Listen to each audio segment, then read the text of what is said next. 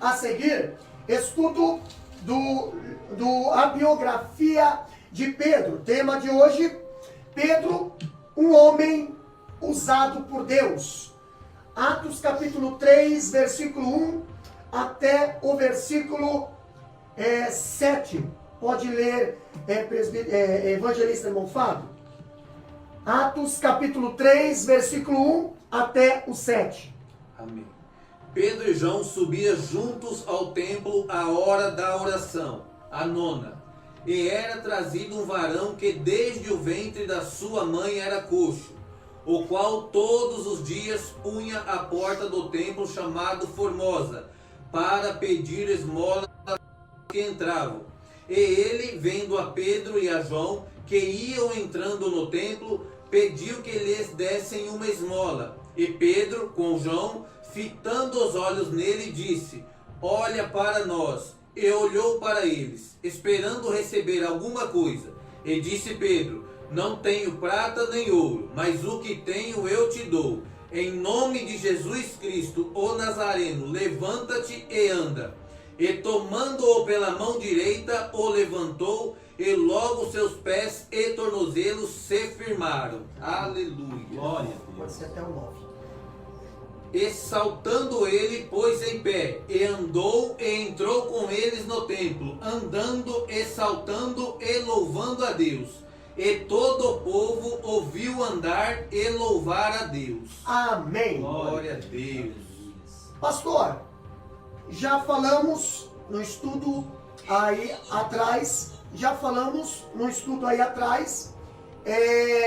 Pedro é um homem, uma coragem distorcida, né? Vemos aí muitos temas falando de Pedro que precisava se converter.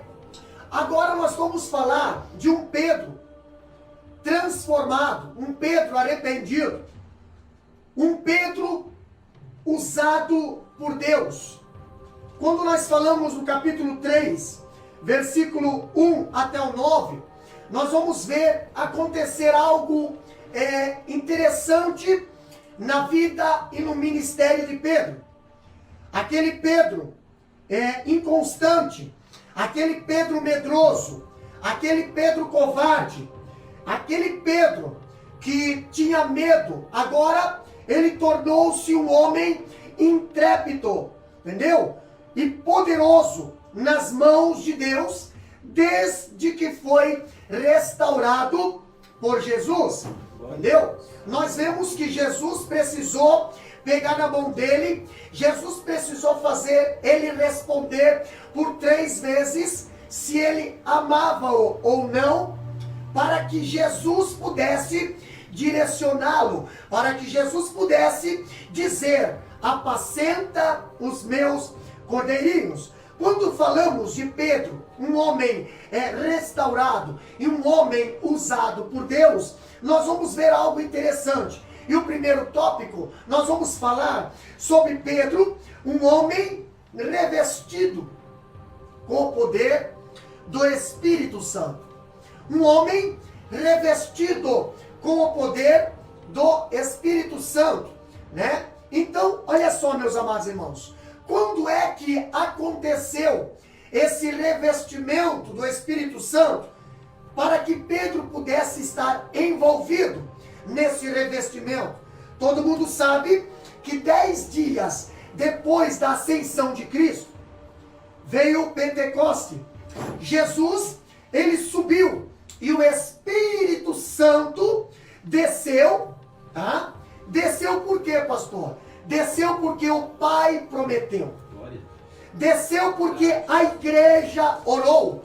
Por que desceu, pastor? Desceu porque Jesus o derramou. Entendeu? Por que desceu, pastor? Desceu para ficar para sempre com a igreja. E ali estava Pedro, no meio deste povo, tá? Aonde o Espírito Santo desceu.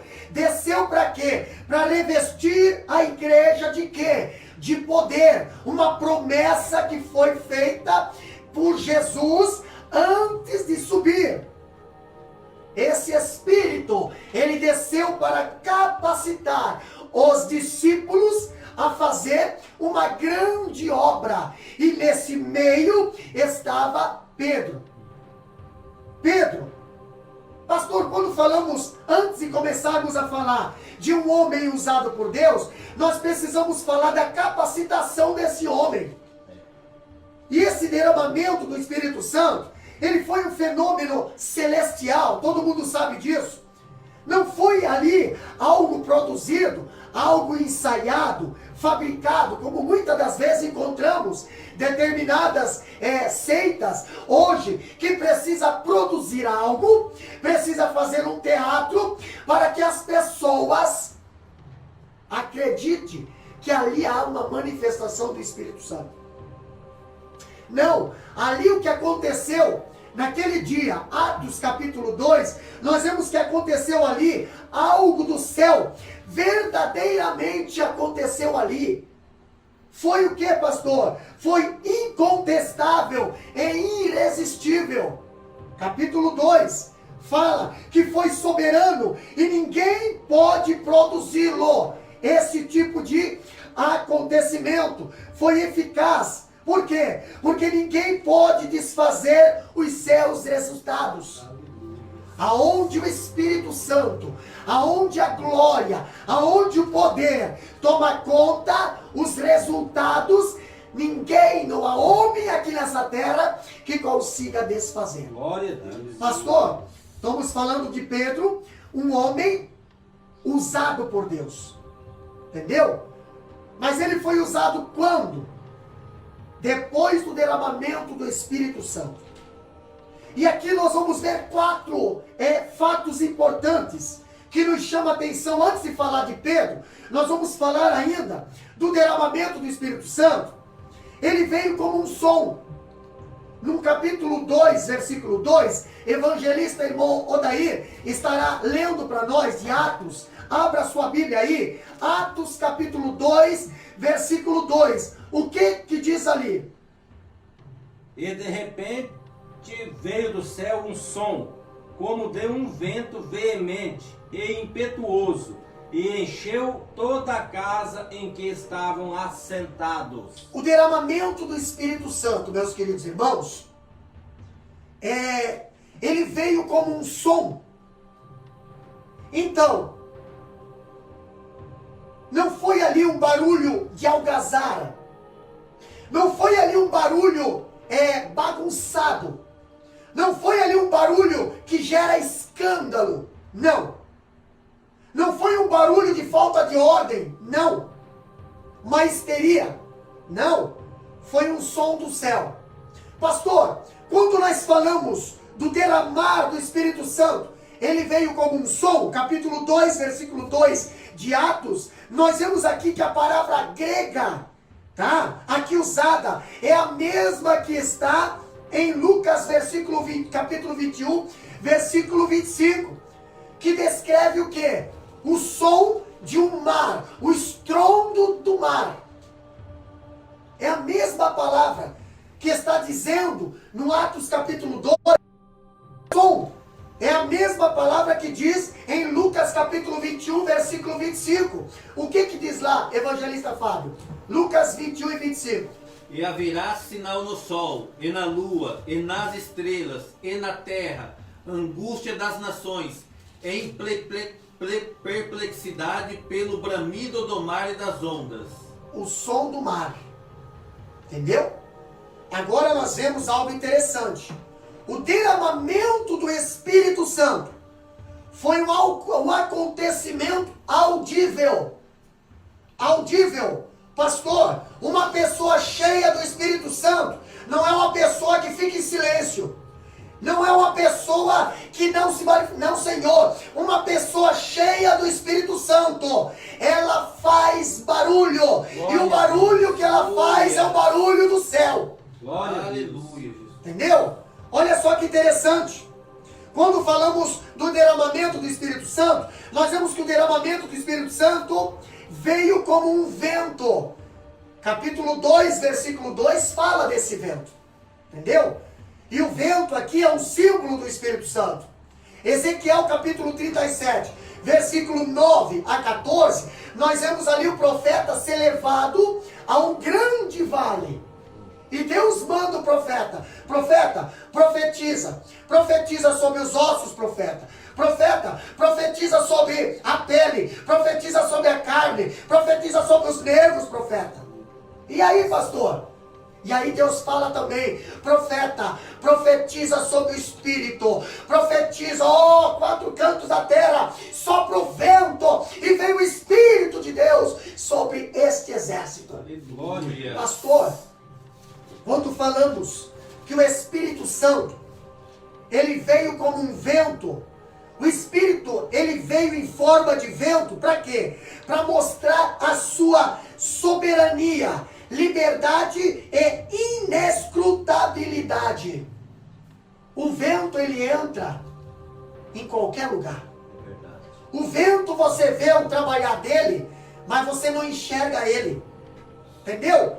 O Espírito é assim, como o vento. Ele é livre, ele sopra onde quer, da forma que quer e em quem ele quer. O Espírito Santo também, ele usa quem quer, trabalha em quem quer, da forma que ele quer, da maneira que ele quer. E quando tu menos se aprecata, você está sendo usado pelo Espírito Santo e você não consegue se diz: meu Deus, como é? Deixa o Espírito Santo trabalhar na tua vida. Aleluia, é verdade. O Espírito Santo é um vento. O Espírito Santo, ele trabalha. Aqui o Espírito Santo, ele sopra onde jamais sopraríamos. Entendeu? E deixa de soprar onde gostaríamos que ele soprasse. Quando falamos do Espírito Santo, aqui, ele é um vento. Entendeu? Como um vento, representado como um vento na Bíblia. Nós vemos, por que estamos falando ter amado o Espírito Santo? Porque para falar de Pedro, um homem usado por Deus, primeiro precisamos falar do derramamento do Espírito Santo na vida dele. É verdade. Não dá para falar de um homem usado pelo Espírito Santo sem antes falar do que usa ele, pastor. Agora eu acho interessante. Quando o vento do Espírito Santo, ele sopra, ninguém pode detê-lo. Quando o vento do Espírito Santo, ele sopra, ninguém pode parar. Ninguém consegue contra o vento. Quando eu vejo aqui, os homens, ele pode até medir a velocidade do vento, mas não pode mudar o seu curso. O vento aqui, nós vemos como o Espírito Santo, ele também é misterioso. Entendeu? Ninguém sabe de onde ele vem, ninguém sabe para onde ele vai. O curso dele é livre, é soberano, entendeu? Deus, ele não se submete a ninguém. Deus, ele não trabalha com a agenda do homem. Jesus. Ele não se deixa domesticar. Esse é Deus que trabalha na nossa vida, e muitas das vezes nós não entendemos o agir de Deus. Outra coisa, pastor, o derramamento do Espírito Santo, ele veio em línguas como de fogo. Capítulo 2, versículo 3, o que diz ali, evangelista irmão Fábio?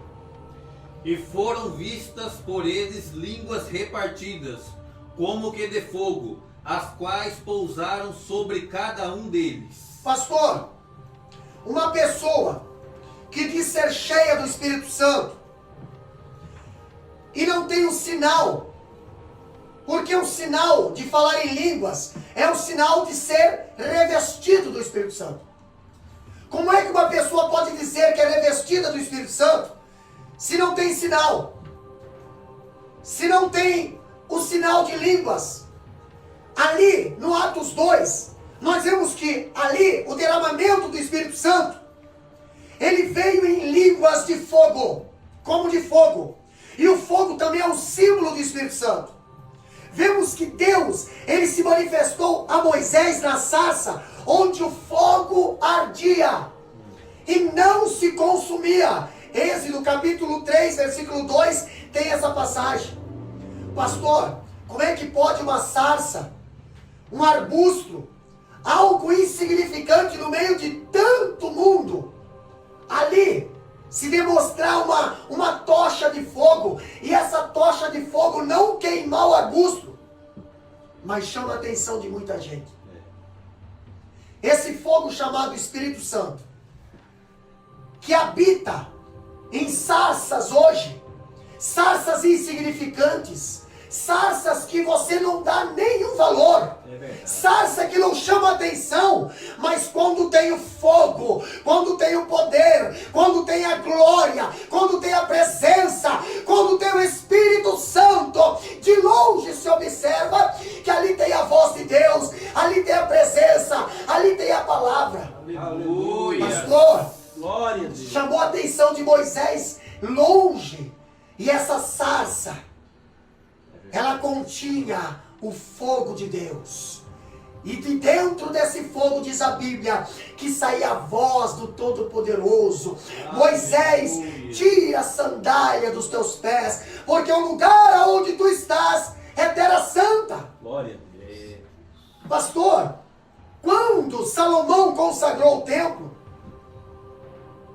nós vemos aqui que desceu fogo do céu. Em 2 Crônicas, capítulo 7, versículo 1, você pode acompanhar em casa. 2 Crônicas, capítulo 7, versículo 1, quando Salomão ali, ele consagrou o templo, inaugurou o templo, diz que desceu fogo do céu. Fogo do céu, não fogo da terra. Quando eu vejo Elias no Monte Carmelo, ele orou, e a oração não foi muito grande, não. Os profetas de Baal ficaram a manhã inteira ali dançando, ficaram fazendo aquela sua procissão.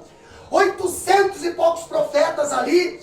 Pensa num culto cheio de profeta. E esses profetas até tinham patrocinadores. Esses profetas eram pagos pela Jezabel. Esses profetas sentavam na mesa de Jezabel. Quem mantinha eles era a própria Jezabel. Porém, eles só podiam falar o que Jezabel queria que falasse. Quantos profetas hoje, pastor? Quantos profetas hoje deixaram de sentar na mesa de Deus? Deixaram de andar na dispensação de Deus, na dependência de Deus, deixaram de falar a verdade nos últimos dias para ser patrocinados por Jezabel, deixaram de pregar a verdade para sentar no conforto de Jezabel e falar somente o que Jezabel põe na boca deles para falar. É verdade. Mas se levantou um naqueles dias, chamado Elias, que não andava conforme a maioria, que não se vestia conforme a maioria, que não falava conforme a maioria, que não tinha conforto conforme a maioria, mas quando ele orava, o fogo do céu descia, e queimava a terra, queimava o altar, queimava o carneiro, levia água, e o todo Israel gritava: só o Senhor é Deus. Aleluia. Fogo do Espírito Santo, fogo da glória. Pastor querido, outra coisa que nós vemos também, o derramamento do Espírito Santo, ele traz uma experiência pessoal, o enchimento do Espírito Santo. O que diz o capítulo 2, versículo 4 de Atos? Versículo 4 do capítulo 2 diz o que, evangelista irmão Fábio? E todos foram cheios do Espírito Santo, e começaram a falar em outras línguas, conforme o Espírito Santo lhes concedia que falassem. Pastor, aqueles discípulos, quem eram esses discípulos? Esses discípulos eram aqueles que andavam com Jesus. E Jesus falou bem assim, lá no Monte das Oliveiras: olha, ficai em Jerusalém, até que do alto sejais revestido de poder. Entendeu? Ficai lá. Agora eu vejo que aqueles discípulos, eles já eram salvos. Aqueles discípulos já conheciam a salvação. Por 3 vezes Jesus havia deixado isso claro. Entendeu? De acordo com a teologia de Paulo, nós vemos, se eles já eram salvos, eles tinham o Espírito Santo. Pois Pois o apóstolo Paulo escreveu, lá em Romanos capítulo 8, versículo 9, se alguém não tem o Espírito de Cristo, não pertence a Cristo. E antes de Jesus subir, Jesus mesmo soprou sobre os discípulos o Espírito. Agora eu vejo algo interessante. João 3 e 5 diz bem assim, ó: se alguém não nascer da água e do Espírito, não pode entrar no reino de Deus. Pastor, além de já terem o Espírito Santo, Jesus, após a ressurreição, ainda soprou sobre eles o Espírito Santo. Lá em João capítulo 20, versículo 2, Jesus fala bem assim, ó: recebei o Espírito Santo. Mas eles receberam o Espírito Santo. Mas a despeito de serem regenerados pelo Espírito Santo, pelo sopro do Espírito, eles ainda não estavam cheios do Espírito Santo. Eles ainda não estavam revestidos do Espírito Santo. E uma coisa é ter o Espírito Santo, e outra coisa é o Espírito Santo nós possuir. Agora eu vejo algo interessante aqui, que uma coisa é ter o Espírito Santo presente, outra coisa é ter o Espírito Santo como presidente, como governante, como líder. Pastor, a experiência da plenitude pessoal de Atos capítulo 2, versículo 3 e 4, nós vemos que o Espírito, ele desce sobre cada um individualmente. Cada um vive a própria experiência. Ninguém precisa pedir, como as virgens nécias, né? Dá-me do teu azeite. Não. O Espírito Santo, lá no dia do Pentecoste, ele não foi colocado de gota a gota, não. O Espírito Santo, como diz o profeta Joel, ele foi derramado. Ele foi derramado em abundância. Pastor, todos ficaram cheios do Espírito Santo. E logo que eles ficaram cheios do Espírito, começaram a falar em grandezas de Deus. Sempre que alguém fica cheio do Espírito Santo, no livro de Atos, ali diz que quando os discípulos, eles ficaram cheios do Espírito Santo, todos eles saíram a pregar. E agora que nós vamos ver, agora que nós vamos falar de Pedro. Pedro cheio do Espírito Santo, não mais cheio de covardia, não mais cheio de medo, não mais cheio de vergonha, não. Agora nós vamos falar de quem? De Pedro, um homem cheio do Espírito Santo, usado pelo Espírito Santo de Deus. O mesmo Pedro que outrora estava trancado com medo dos judeus, agora anda trancado por falta de medo. Glória a Deus. Muitas das vezes Pedro foi preso. Muitas das vezes Pedro foi aprisionado, Pedro foi açoitado. Por causa do que, pastor? Porque Pedro perdeu medo. Pastor, nesses últimos dias que vivemos, muitas pessoas se dizem cheias do Espírito Santo, mas andam com medo. Tem medo de pregar, tem medo de evangelizar, tem medo de dizer assim: eu sou cristão e eu tenho que primeiro fazer a obra do Senhor. Uma pessoa cheia do Espírito Santo não tem medo de preço, não tem medo de apanhar, não tem medo de nada. Agora eu acho interessante a palavra de Deus falando aqui. Olha só, Pedro, outrora ele negava Jesus diante de uma criada, entendeu? Que enfrentava ele, mas agora, com inabalável ousadia, enfrenta o próprio Sinédrio. Lá na fogueira, quando Jesus estava sendo preso, interrogado na casa de Caifás, nós vemos Pedro não lá junto com Jesus lá dentro, mas eu vejo Pedro lá fora, sentado numa fogueira, e as pessoas perguntando: ei, tu és um nazareno? Tu és um cristão? E Pedro dizendo: não sou. Não sou, nem conheço esse homem. Mas agora, depois do Pedro cheio do Espírito Santo, Agora Pedro é levado diante do Sinédrio. Pastor, o Sinédrio nos dias de hoje no Brasil seria Pedro diante do Supremo Tribunal Federal, sendo interrogado, sendo questionado pela corte, e Pedro não dando um passo atrás. Pedro dizendo: é isso que aconteceu, e é isso que nós pregamos, e é isso que nós vamos continuar pregando. Aleluia. Pastor, o que dava coragem para Pedro? O Espírito Santo de Deus. O mesmo Pedro que seguia Jesus de longe, agora lidera, agora, a igreja, numa jornada vitoriosa. O mesmo Pedro, pastor, que outrora fugia covardemente da prisão e da morte, entendeu? Agora, abandonando o Senhor, agora nós vemos que ele enfrenta açoites, ele enfrenta prisões, e está pronto até de dar a sua vida por Cristo. Quando falamos do derramamento do Espírito Santo, Pedro estava lá. Pedro foi um divisor ali, através do derramamento do Espírito Santo. O Pentecoste na vida de Pedro foi um divisor de águas na história de Pedro. Nós vemos que antes de ser revestido com o poder do Espírito Santo, Pedro era um homem impetuoso, entendeu? Mas ele era covarde, né?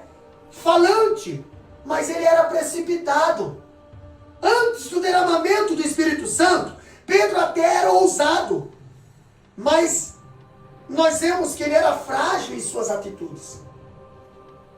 Antes do derramamento do Espírito Santo, nós vemos Pedro tendo um comportamento, e depois Pedro tendo outro. Pastor, depois do Pentecoste, Pedro torna-se um homem irrepreensível em sua vida.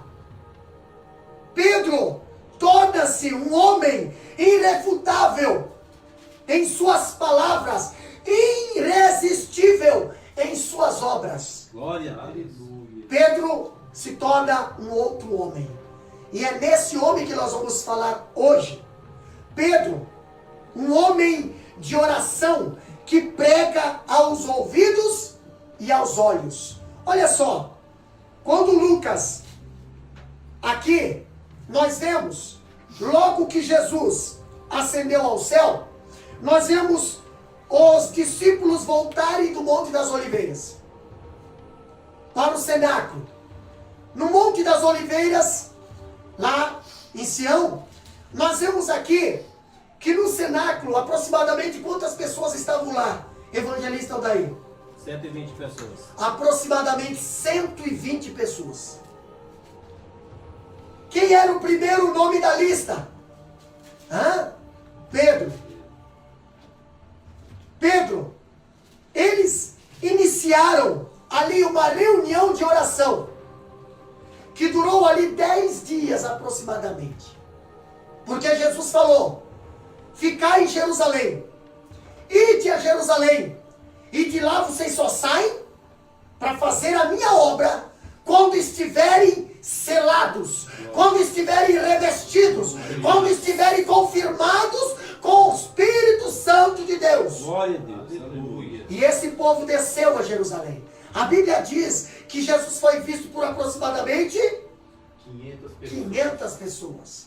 Mas, nessa aproximação ali de Monte das Oliveiras até o cenáculo, até o final dos 10 dias, até o Pentecoste, sobraram só 120 no cenáculo.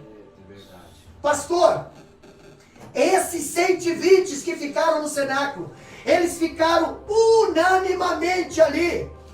Não interromperam esses 10 dias.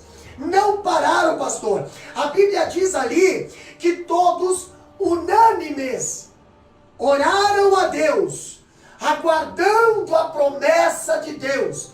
Aqui eu faço uma aplicação. Por que muitas das vezes você não recebe as promessas de Deus na sua vida? Por que muitas das vezes você não recebe as bênçãos de Deus na tua vida? Porque você começa uma campanha, você começa uma oração, você começa um propósito e não vai até o final. Você desiste. Agora Jesus falou: ficai em Jerusalém. Ficai em Jerusalém, até que do alto sejais revestido de poder. Ficai em Jerusalém, aguardando a promessa do Pai. Que promessa era essa, pastor? O revestimento de poder, o derramamento do Espírito Santo, o batismo com o Espírito Santo. Glória a Deus. Quantas vezes Deus te fez promessas? E uma delas é o batismo do Espírito Santo. E você não recebe, por quê, pastor? Porque você desiste fácil. Você desiste fácil, você para fácil. Por qualquer coisa você para. Não recebe promessa porque para. Aquelas pessoas, aqueles 120, receberam as promessas de Deus porque ficaram lá, no lugar, na obediência, na submissão, intercedendo, de oração e comunhão. Glória a Deus. E se não tiver isso, não adianta, você não vai receber nada. Agora eu vejo algo interessante. Atos capítulo 1, versículo 14. Jesus já havia deixado claro a eles. Entendeu? Lucas 24 e 49 diz bem assim: mas ficai na cidade, até que do alto sejais revestido de poder. Não saia da cidade. Não saia de Jerusalém. Quantas pessoas hoje têm procurado socorro? Não em Jerusalém, mas têm procurado socorro em outros lugares. Quantas pessoas hoje têm procurado respostas? Não em Jerusalém. Jerusalém representa o quê? Jerusalém representa a casa de Deus. Jerusalém representa a presença do Senhor. Mas não, eu vou procurar resolver meus problemas familiares lá no advogado. Eu vou procurar lá profetas de Araque. Eu vou procurar heresias. Eu vou procurar caminhos largos.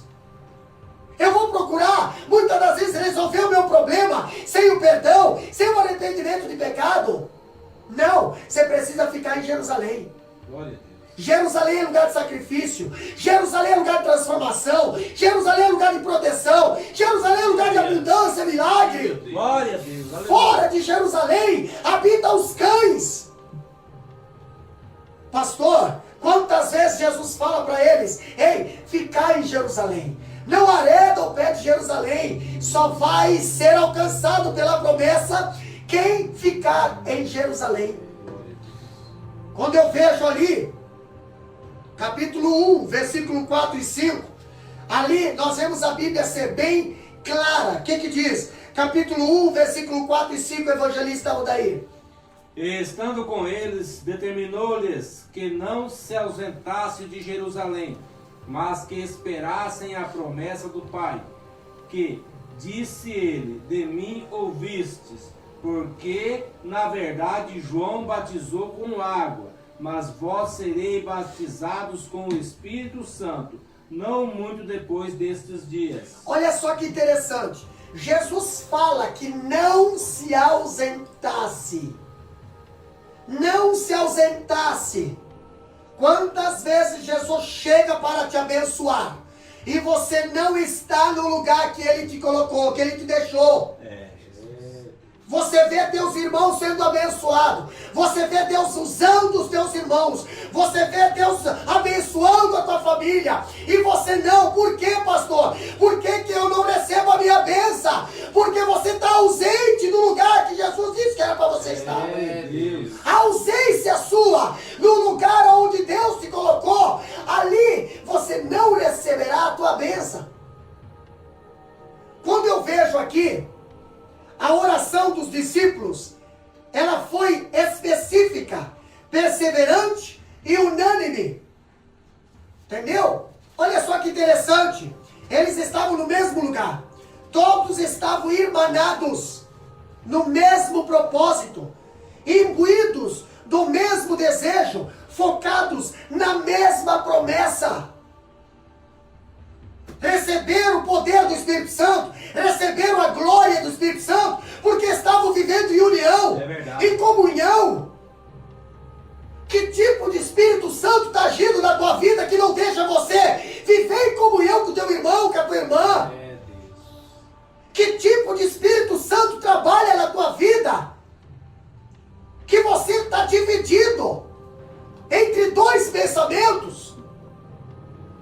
a Bíblia diz, ali a descida do Espírito Santo, em Atos capítulo 2, nós encontramos ali que todos estavam em oração. Mas não adianta você orar se você está em divisão com o teu irmão. Não adianta você estar na igreja se você está em divisão com o teu irmão. Não adianta você fazer a obra se você está em divisão com o teu irmão. É, Jesus. Verdade. Agora, aqueles 120 que estavam no cenáculo, não era uma grande multidão. Não era um estádio cheio. Não. Mas eram pessoas que tinham um propósito: orar, obedecer, se submeter. Entendeu? Está em união. Pastor, eu acho interessante que eles oravam ali, não por riquezas materiais. Verdade. Não. Eles oravam ali, não por saúde física. Não, pastor. Eles oravam ali, não por sucesso profissional. Não, pastor. Eles oravam não pela ausência de perseguição. Também não. Oravam pelo revestimento de poder. Aleluia. Pastor, se nós sermos revestidos de poder, não vai ter luta que nós não consigamos passar. Não vai ter perseguição que nós não consigamos suportar. Não vai, pastor, ter profissionalismo que nós não teremos sucesso. Ah, pastor, mas aí é difícil, porque aí eu vou ter que fazer da forma certa. E a forma certa é o quê? É você descer e ir até Jerusalém e ficar lá onde Deus colocou você.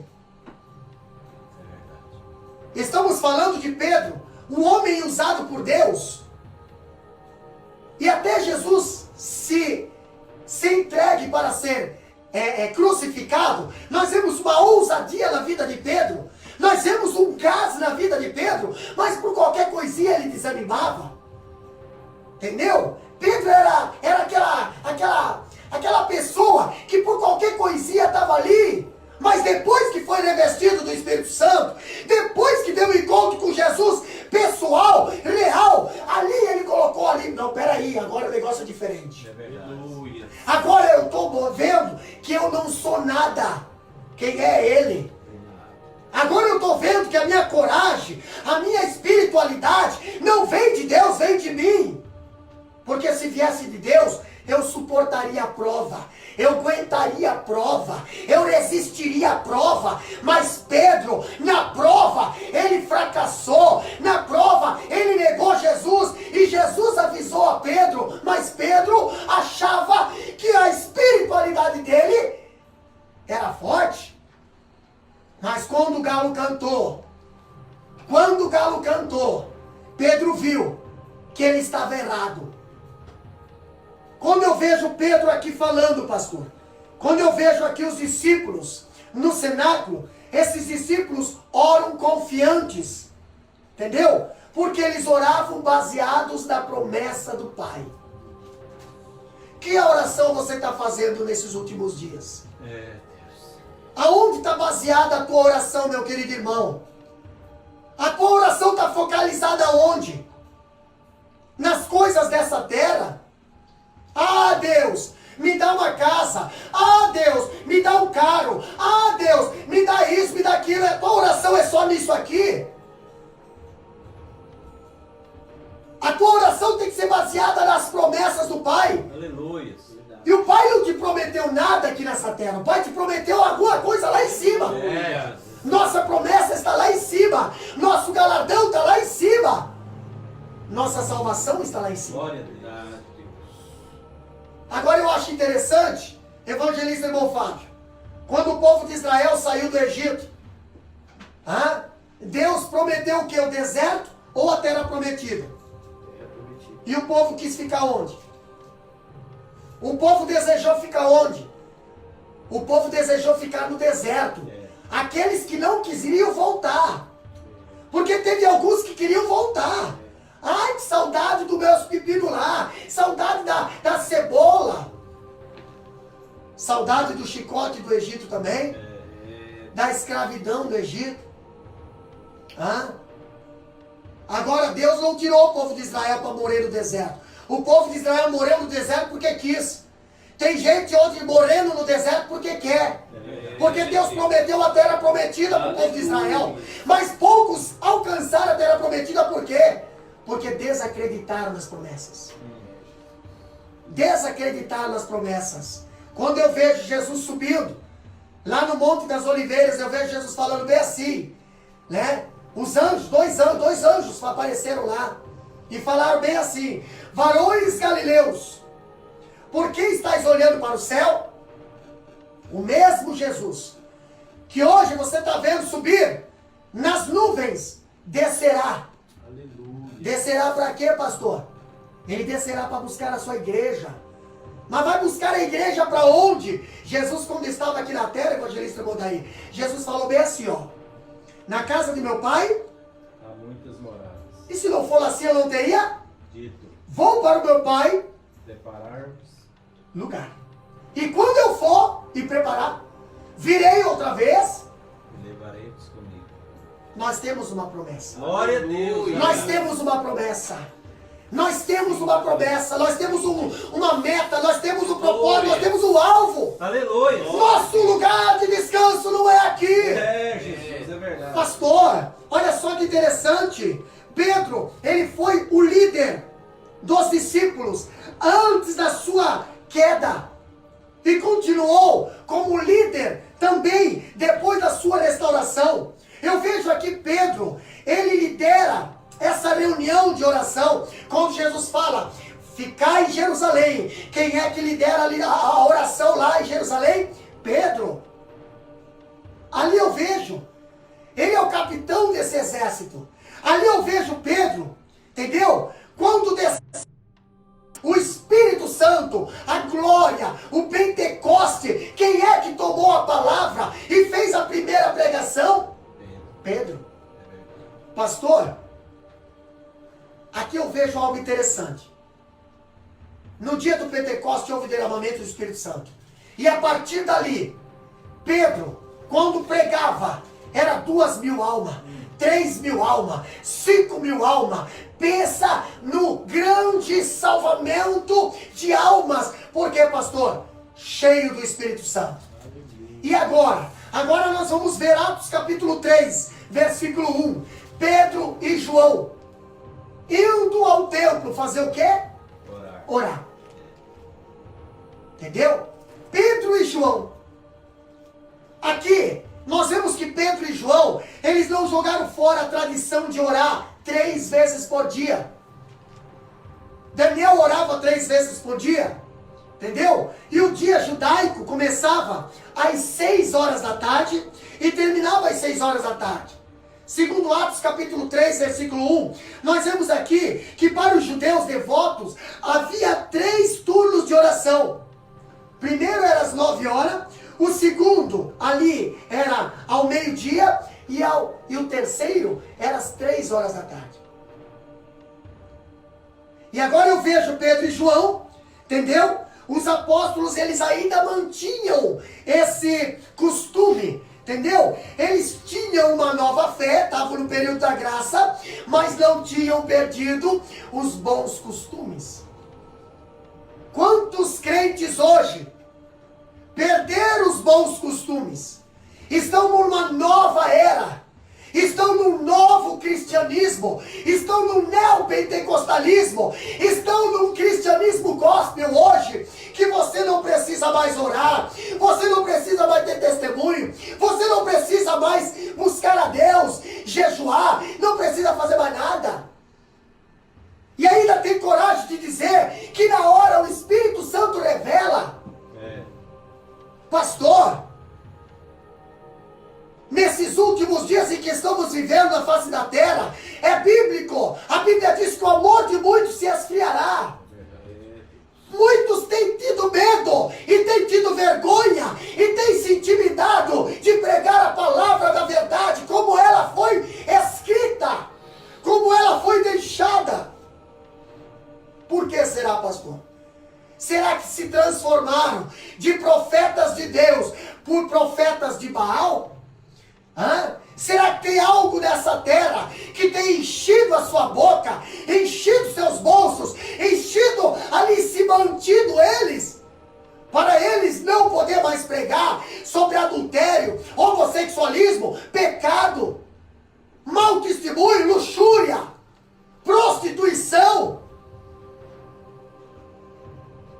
Homens cheios do Espírito Santo, eles não temem nem a morte.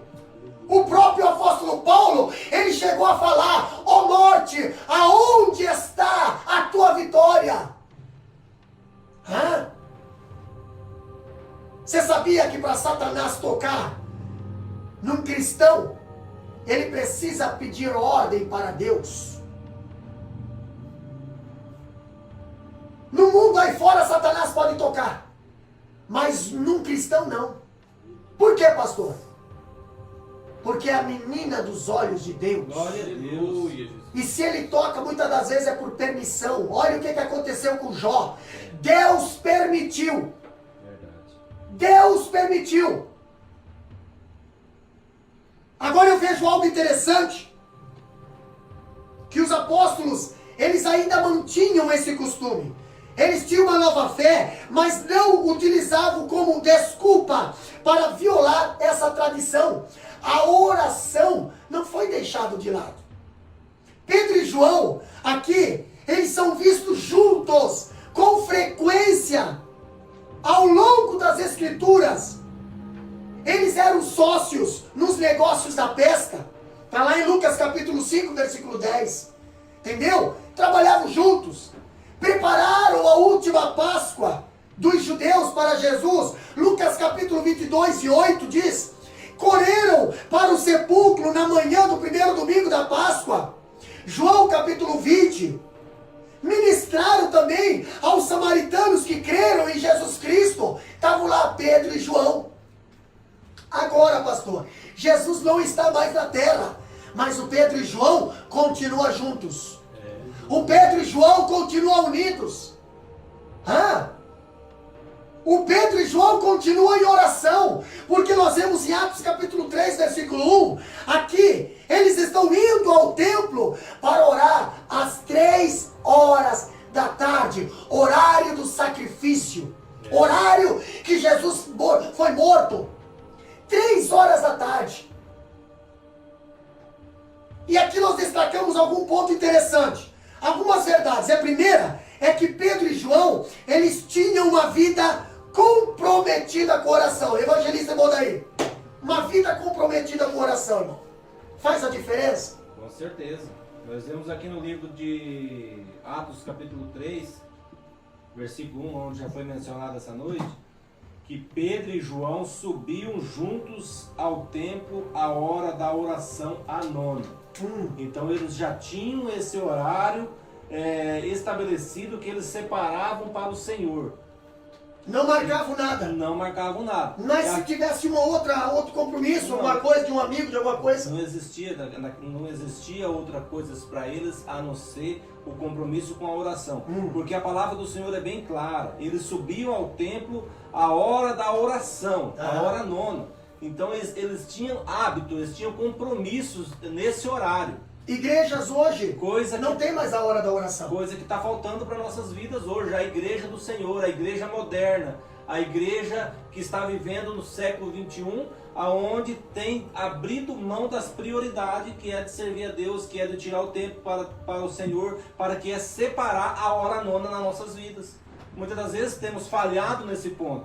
Muitas das vezes não tem levanta e anda nas nossas vidas, porque não temos a prática da oração. Não temos o hábito, não temos o costume, não temos a hora nona estabelecida na nossa vida. Coisa que nós precisamos ter. Hoje nós vemos as pessoas querendo servir a Deus, dizendo que são cristãos, mas não tem a hora da oração. Não tem a hora nona, não tem a hora da oração. Não tem a hora da oração, entendeu? Eles procuram desviar desse horário, né? Aí tem aquelas pessoas que dizem assim: mas Deus habita entre os louvores. Esse é o tipo de pessoa que não gosta de oração. Muitas das vezes, eles não chegam no horário da oração. E se chegam no final da oração. Por quê? Porque não gostam de orar. Querem profetizar, querem pregar, querem cantar, quer evangelizar, querem até aconselhar, mas orar não querem. É verdade. Suas vidas andam destruídas, entendeu? Suas vidas andam dando mau testemunho, por quê? Porque não tem oração. Quem ora vigia, quem ora tem prudência, quem ora tem discernimento.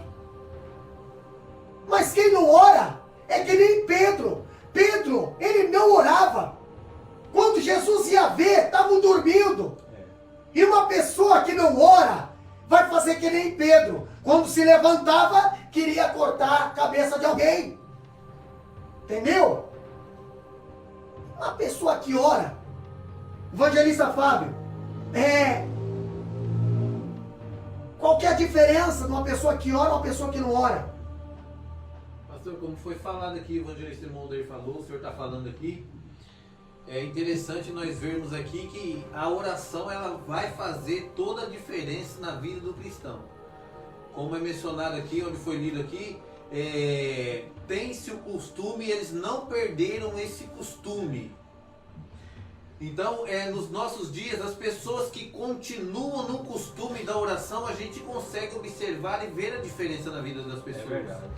Quando nós vemos lá que estavam todo mundo reunidos ali no templo, no cenáculo de 120 pessoas, a gente vai ver que Jesus ele se apresentou ali com quase 500 pessoas, viram Jesus, mas se nós formos olhar que pessoas de oração, pessoas de comprometimento com o Senhor, eram apenas 120. Então a diferença, as pessoas vão ver quem foram batizados com o Espírito Santo, apenas 120 pessoas.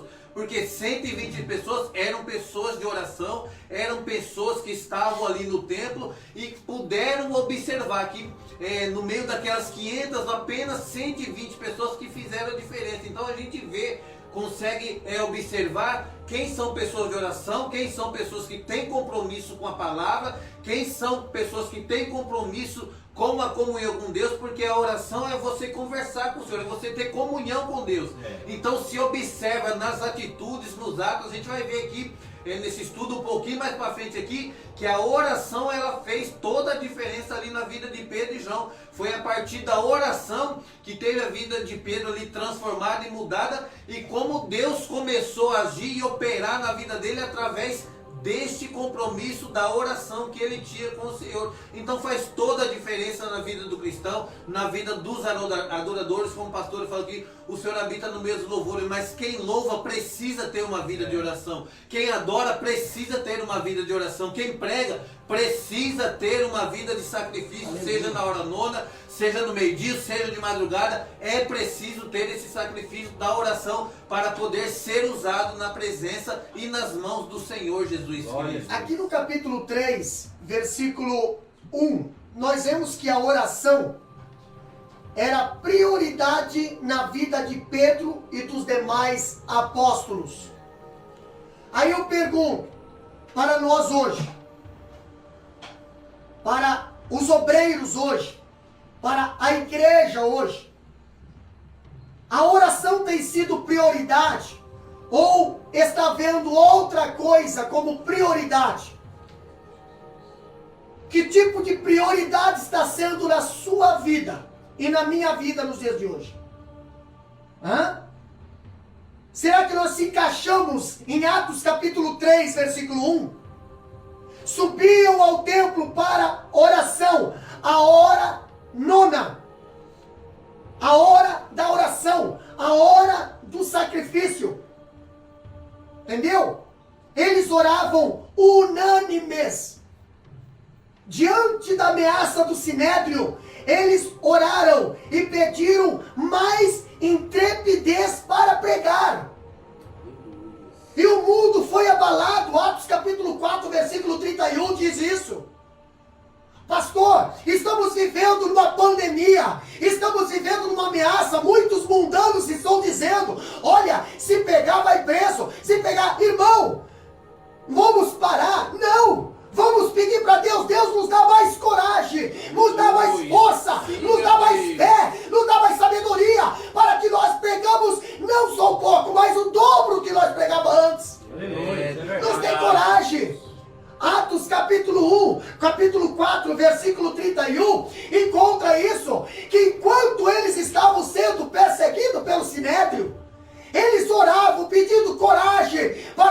continuar e não para parar.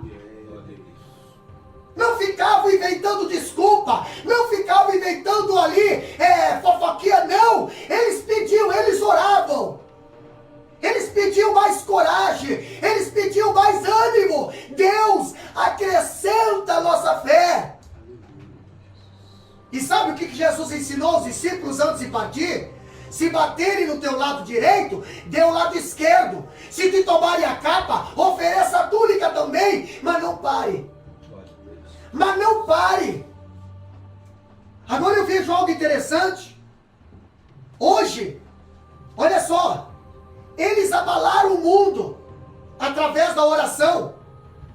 Hoje nós vemos, é o mundo que abala a igreja.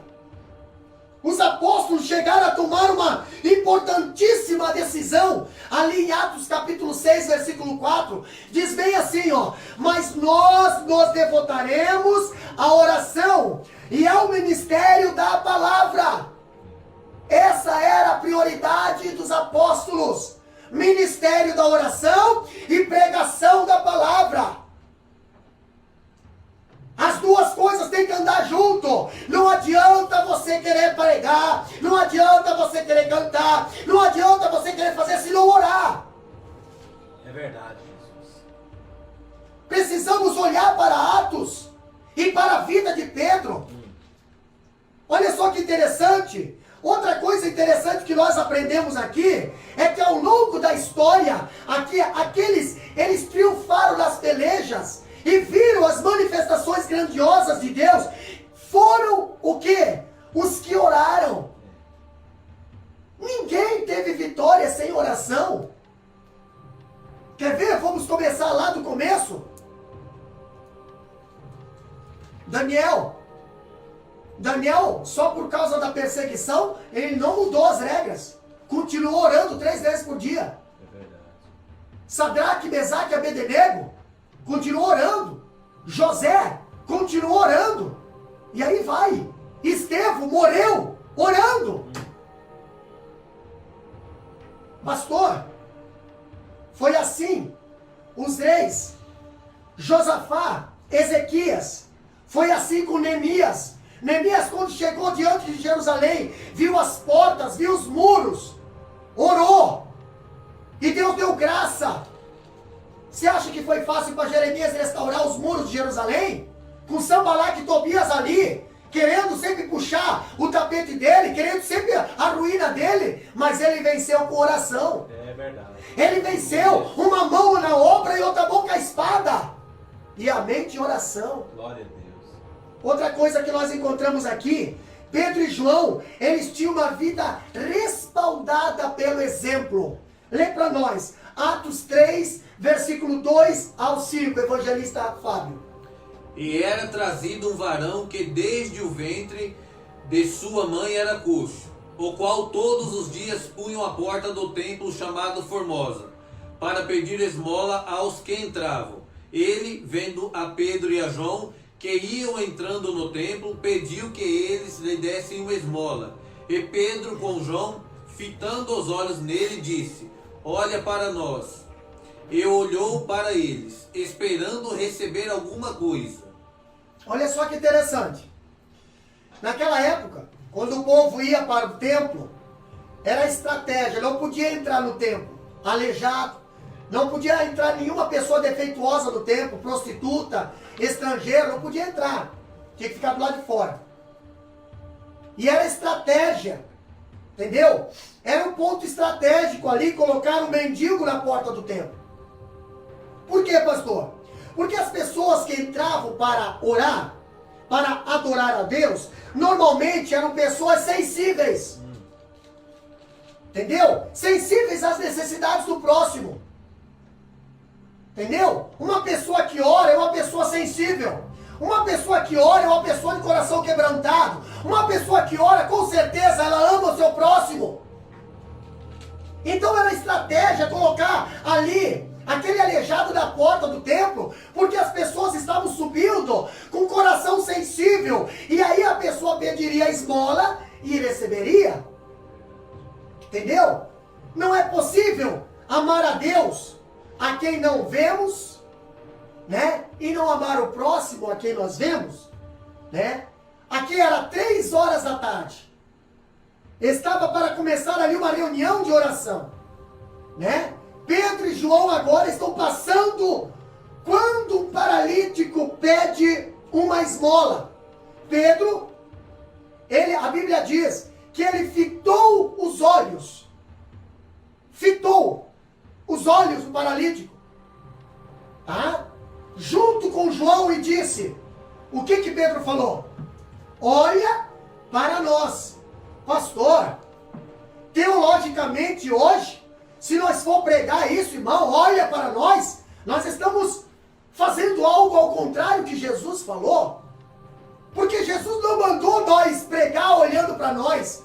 Jesus mandou nós pregar olhando para Ele. É verdade. Agora chega Pedro e João diante de um aleijado na porta e fala assim, ei, olha para nós. Olha para nós. E o que eu acho interessante aqui é que isso fere a teologia. Entendeu? Nós costumamos dizer, não olha para nós. Olha para Jesus. Não olha para os crentes. Olha para Jesus. Jesus já havia alertado acerca da conduta dos fariseus, que os fariseus gostavam de chamar a atenção na cidade. Os fariseus iam para as esquinas dizendo, oh Deus, oravam em voz alta. A Bíblia diz que alongavam as suas franjas para chamar a atenção na cidade, para mostrar que eles eram santos. E Jesus chamava eles de hipócrita. E agora chega Pedro e João diante da porta do templo e fala para aquele aleijado, ei, olha para nós. Mateus capítulo 23, versículo 3 diz bem assim, ó, portanto, fazei e guardai tudo o que eles vos disserem, mas não lhes imiteis as obras, pois não praticam o que dizem. Jesus estava falando o que para os discípulos? Jesus estava falando dos fariseus. Entendeu? Jesus estava dizendo, os fariseus, eles não vivem o que pregam. Os fariseus não praticam o que dizem. Mas agora chega Pedro e João, diante daquele aleijado, e fala para o aleijado na porta do templo, olha para nós. Talvez você pode até argumentar, como é que Pedro pode? Como é que pode Pedro cometer um erro desse? Né? Mas há aqueles que ainda podem dizer, Pedro não teve como nós. Pedro não teve escola dominical. Pedro não teve talvez uma escola teológica para entender que não pode se pregar dessa maneira. É fora de ética, é antibíblico, não tem base. Mas a palavra de Deus diz que nós somos a carta de Cristo. Glória a Deus. 2 Coríntios capítulo 3, versículo 2. Lê para nós ali, evangelista Emodair. 2 Coríntios capítulo 3, versículo 2. O que diz lá? Aí nós vamos entender o porquê que Pedro chegou e falou para aquele aleijado, olha para nós. O que diz? Vós sois a nossa carta, escrita em nossos corações, concedida, conhecida e lida por todos os homens. Olha só, Paulo diz isso. Paulo ainda fala, lá em 1 Coríntios capítulo 11, versículo 1, Paulo diz, sede meus imitadores, como também sou de Cristo. Entendeu? Pedro e João disseram ao paralítico, olha para nós. Quem sabe estava dizendo assim, ei paralítico, olha para nós, porque nós também olhamos para Cristo. Olha para nós, porque nós olhamos para Cristo. Então se você seguiu o nosso exemplo, nós estamos seguindo o exemplo de Cristo. Seja o meu imitador, porque nós somos imitadores de Cristo. Glória a Deus. Essa é a diferença. Agora eu digo, para os irmãos, poderíamos dizer ao paralítico hoje, olha para nós. Na sua casa, na sua família, para os seus filhos, você pode dizer, olha para nós, olha para mim. Lá no teu trabalho, onde você trabalha, o companheiro que está do teu lado, você pode dizer para ele, olha para mim, siga o meu exemplo. Porque podiam dizer. Podiam dizer. Eu acho interessante que pais hoje não podem dizer para os seus filhos, olha para nós. Pastores hoje não podem olhar para os seus membros e dizer, olha para nós. Eu acho interessante, patrões não podem dizer para os seus funcionários, olha para nós. Porque não são exemplos. Não tem exemplo, não tem testemunho. Mas Pedro e João eram pessoas de oração, não perdiam o horário de oração. Eles podiam dizer, olha para nós, porque o que nós temos vai fazer a diferença na tua vida. Aleluia! Glória a Deus! Louvado seja o nome do Senhor. Outra coisa que nós vemos aqui, Pedro ele tinha uma vida revestida de poder. Capítulo 3, versículos 6 a 8. Nós vemos essa passagem, o que diz lá, evangelista Fábio? E disse Pedro, não tenho prata nem ouro, mas o que tenho, isto te dou. Em nome de Jesus Cristo Nazareno, levanta-te e anda. E tomando-o pela mão direita, o levou, e logo os seus pés e tornozelos se firmaram. E saltando ele, pôs em pé, e andou, e entrou com eles no templo, andando, e saltando, e louvando a Deus. Pastor, olha só, Pedro e João tinham uma vida revestida de poder. Agora vocês vão entender a introdução dessa mensagem. O derramamento do Espírito Santo. Eles tinham as suas vidas cheias do Espírito Santo.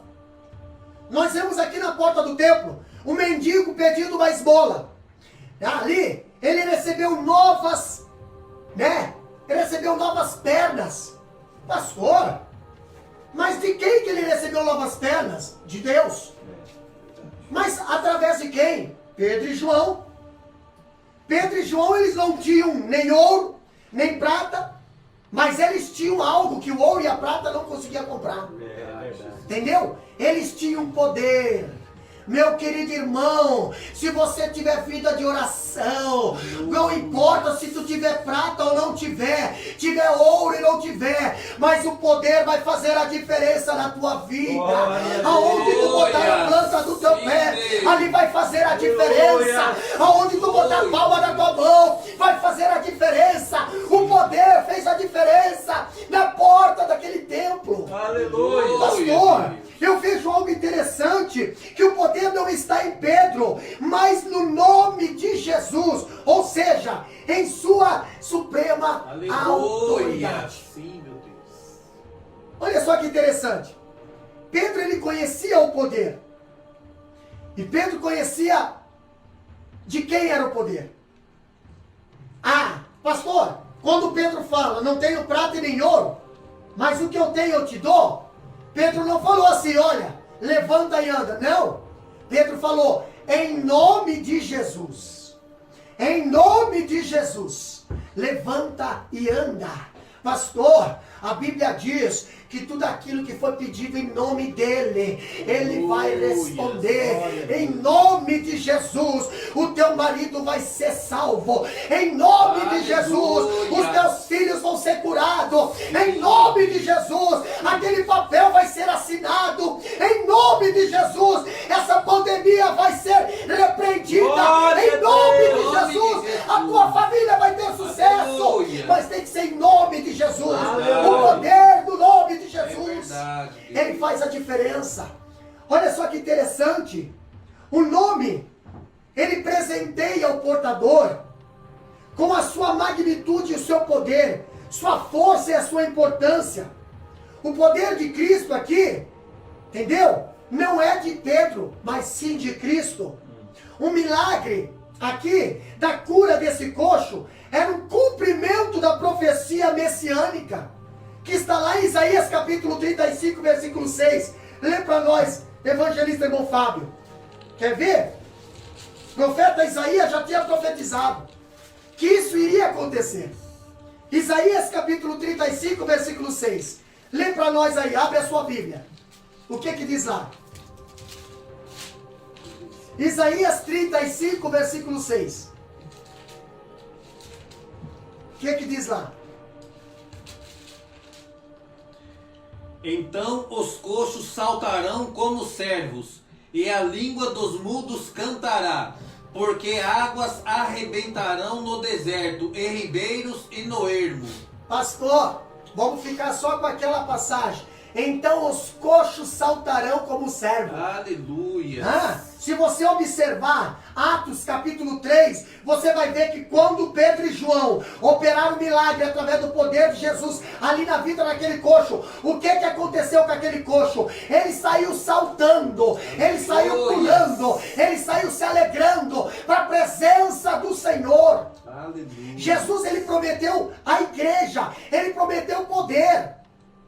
Lucas 24:49 fala isso. E esse poder viria por intermédio do derramamento do Espírito Santo. Glória a Deus, aleluia, Jesus. Quando eu vejo aqui, a igreja, ela orou pedindo mais desse poder.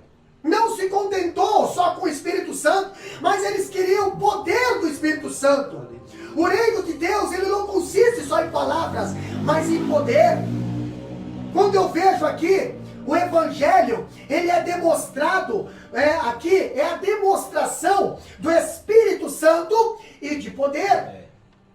Algo interessante quando falamos aqui, que o próprio Jesus, ele não abriu mão desse poder.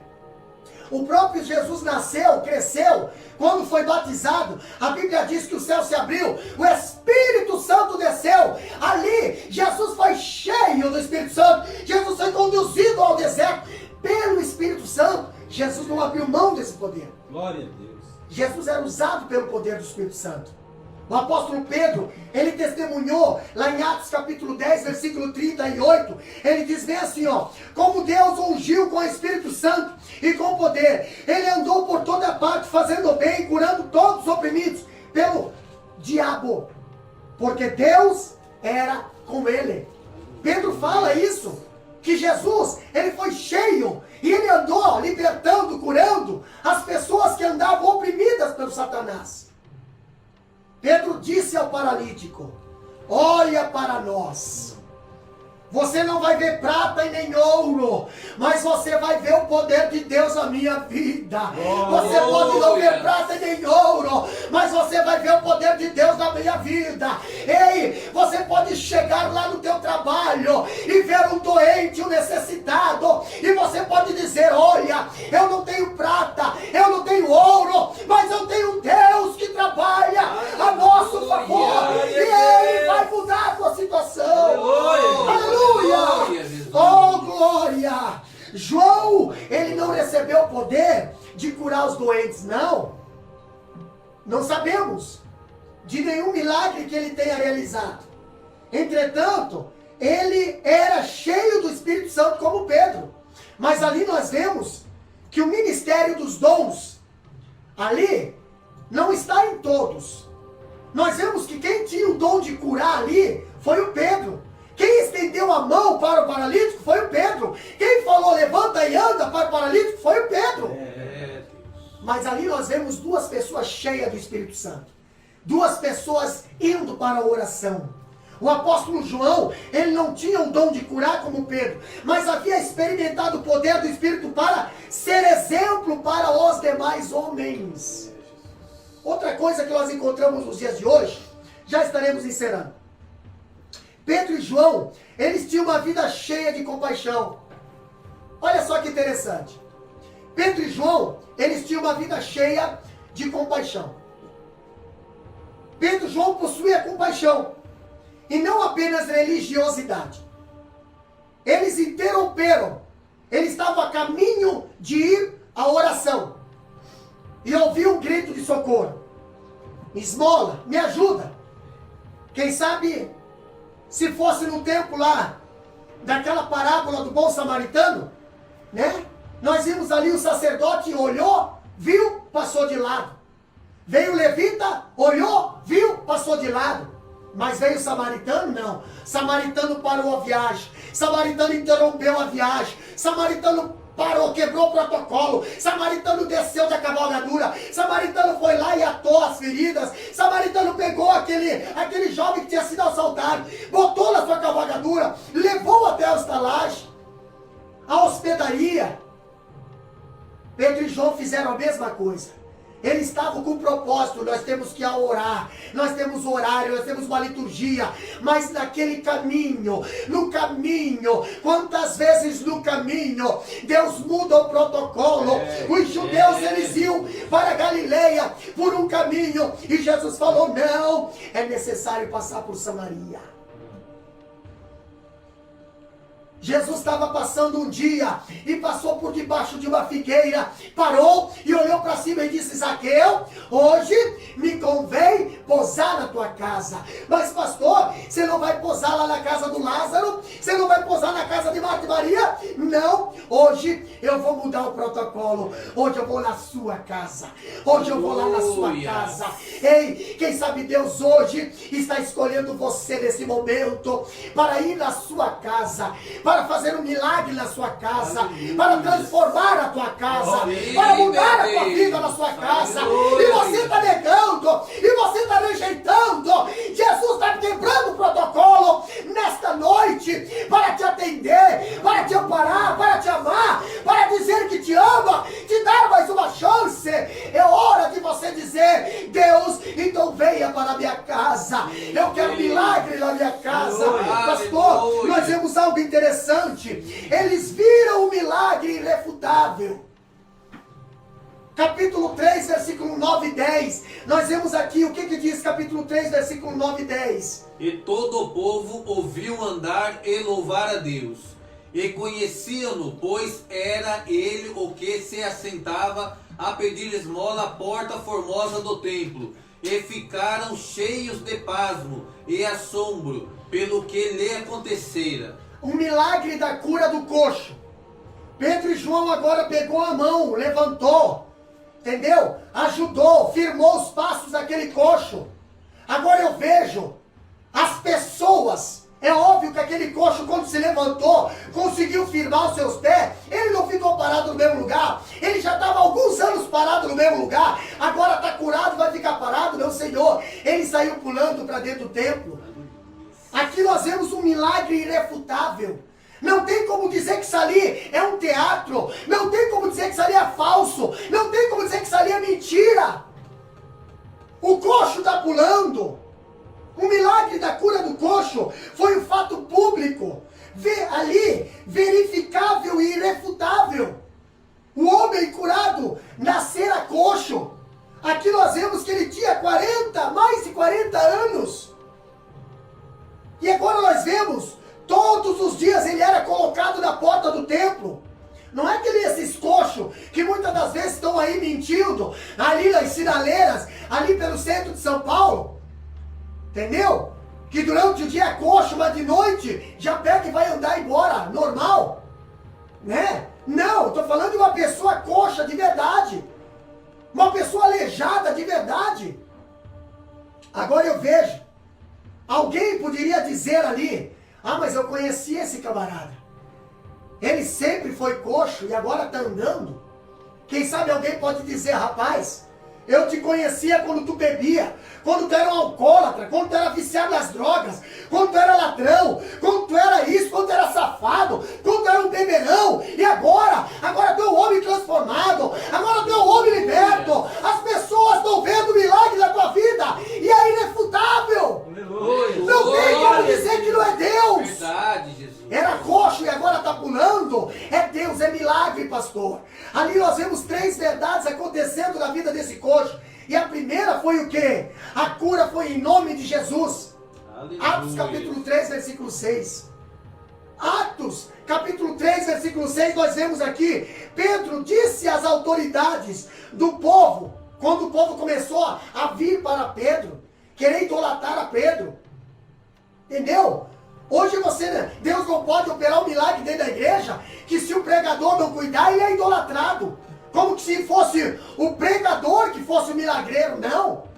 Embora tem muitos safados por aí, que andam fazendo coisas erradas. Entendeu? Mas a glória é de Deus. Sim, meu Deus. Se operou um milagre ali, a glória é de Deus. A glória não é do homem. Mas muitas pessoas hoje tentam tirar proveito. Agora eu acho interessante que o poder da cura, ele estava em nome de Jesus. Segunda verdade, nós vemos que a cura foi realizada mediante a fé. Mediante a fé. Capítulo 3, versículo 16, Pedro ele fala bem claro. O que Pedro fala? E pela fé no seu nome, fez o seu nome fortalecer a este que vedes e conheceis, e a fé que é por ele. Deu a este, na presença de todos vós, esta perfeita saúde. Olha só, foi pela fé. Sem fé é impossível agradar a Deus, a Bíblia diz. A cura foi instrumentalizada. Entendeu? Deus precisa de um instrumento aqui nessa terra para operar os seus milagres. E o instrumento que foi usado por Deus ali foi Pedro. Aleluia. Pedro. Entendeu? Deus precisa de Pedros nesses últimos dias na face da terra. Deus precisa de homens e mulheres que gostam de orar, porque através deles Deus vai operar milagres. Aleluia. Coxos vão andar, cegos vão enxergar. Agora precisa da hora da oração. Deus precisa de instrumentos que se coloquem à disposição dele. Pastor, outro ponto interessante aqui foi o que, pastor? Algo interessante. Pedro, ele estava na cidade ali e vemos que Pedro, ele sobe ao templo para orar. Sobe ao templo para orar. E é tão interessante que quando Pedro sobe ao templo para orar, na subida, Deus opera um milagre. Pedro e João, quem sabe, subiram em 2, mas desceram em 3. Aleluia. A Bíblia diz que quem leva a preciosa semente, orando e chorando, voltará sem dúvida trazendo os molhos. Pastor, pensa na alegria naquele culto. Pensa na alegria naquele culto, quando Pedro e João entraram para dentro e começaram a falar. Olharam e viram que aquilo ali era um sinal do Espírito Santo. Sabe por quê? Porque o próprio Jesus falou: eis que vos dou poder para pisar escorpiões, eis que vos dou poder para curar os enfermos, eis que vos dou poder para levantar os aleijados, para curar os cegos. Esse é o sinal do Espírito Santo na terra.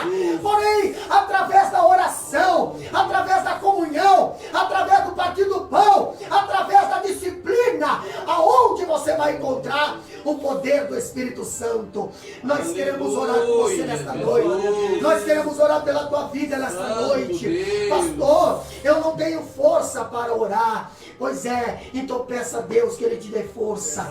Peça a Deus que Ele te desperte. Peça a Deus que Ele te dê força, ânimo, coragem, para que você sinta a necessidade de não deixar a hora de oração, a hora da presença do Senhor, a hora da conversa com Deus, porque é lá, através daquelas horas, através daquela oração, através daquela intercessão, que vai ver milagres na tua vida. Através da tua vida. Deus jamais vai usar uma ferramenta que não ora, uma ferramenta que não busca a presença, uma ferramenta que não busca ali o poder do Espírito Santo. Pastor, sabe qual foi o desastre das virgens loucas? Foi não buscar o azeite de Deus nas suas vidas. Que você possa, nesses últimos dias à face da terra, se colocar como Pedro e João, na presença do Senhor, no lugar de oração, e tu vai ver que aonde tu andar, vai haver coxos, vai haver aleijados, vai haver famílias, vai haver necessitados, e tu vai entrar com coragem, vai dizer: eu não tenho prata, eu não tenho ouro, mas eu tenho a presença do Senhor, a glória do Senhor, o Espírito Santo na minha vida, e levanta e anda, vai acontecer. Aleluia! Aleluia!